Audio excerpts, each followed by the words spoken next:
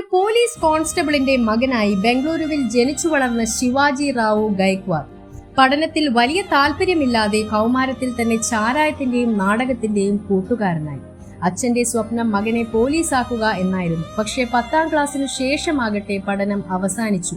കയ്യിൽ വെറും 200 രൂപ, പരീക്ഷ ഫീസ് പോലും അടക്കാതെ, വീട്ടുകാർ അറിയാതെ സിംഹം സിംഗിള വരും എന്നുറച്ച മനസ്സോടെ അദ്ദേഹം ആദ്യമായി മദ്രാസിലേക്ക് കള്ളവണ്ടി കയറി.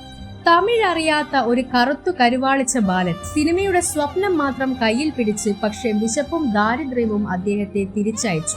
അടുത്ത വരവ് ബംഗളൂരു ട്രാൻസ്പോർട്ട് സർവീസിൽ കണ്ടക്ടറായിരുന്നപ്പോൾ അവധിയെടുത്ത് അടയാർ ഫിലിം ഇൻസ്റ്റിറ്റ്യൂട്ടിൽ അഭിനയം പഠിക്കാൻ. താമസിക്കാൻ വീടില്ല, ഭക്ഷിക്കാൻ ആഹാരമില്ല, പക്ഷേ സ്വപ്നം ഉണ്ടായിരുന്നു. തമിഴ് പഠിച്ച് വേദിയിൽ നിന്ന് വെള്ളിത്തിരയിലേക്ക് തന്റെ വഴിയൊരുക്കി. 1975 സ്വാതന്ത്ര്യ ദിനത്തോടനുബന്ധിച്ച് പുറത്തിറങ്ങിയ അപൂർവ രാഗങ്ങൾ എന്ന ചിത്രത്തിലൂടെ വില്ലൻ വേഷത്തിൽ തമിഴകർക്ക് മുന്നിലെത്തി. കണ്ണുകളിൽ സൂര്യനെ കത്തിച്ചുവെച്ച ആ മുഖം, ജീവിതത്തിൽ തന്നെ 100ഓളം വേഷങ്ങൾ നടത്തിയിരുന്ന ആ മനുഷ്യനെ അവർ തലൈവർ എന്ന് വിളിച്ചു. അരനൂറ്റാണ്ടിന് ശേഷമുള്ള മറ്റൊരു സ്വാതന്ത്ര്യ ദിനത്തിന്റെ തലേന്ന് ചെന്നൈയിൽ 36 ഷോകളോടെ റിലീസ് ചെയ്ത തന്റെ പുതിയ സിനിമയായ കൂലി കാണാൻ ആയിരങ്ങൾ തിരക്കിനിടയിൽ നിന്നുകൊണ്ടിരിക്കെ ആ സിനിമയ്ക്ക് അദ്ദേഹത്തിന് ലഭിച്ച പ്രതിഫലം 200 കോടി പല റീലുകളിലൂടെയും മിന്നിമറഞ്ഞു.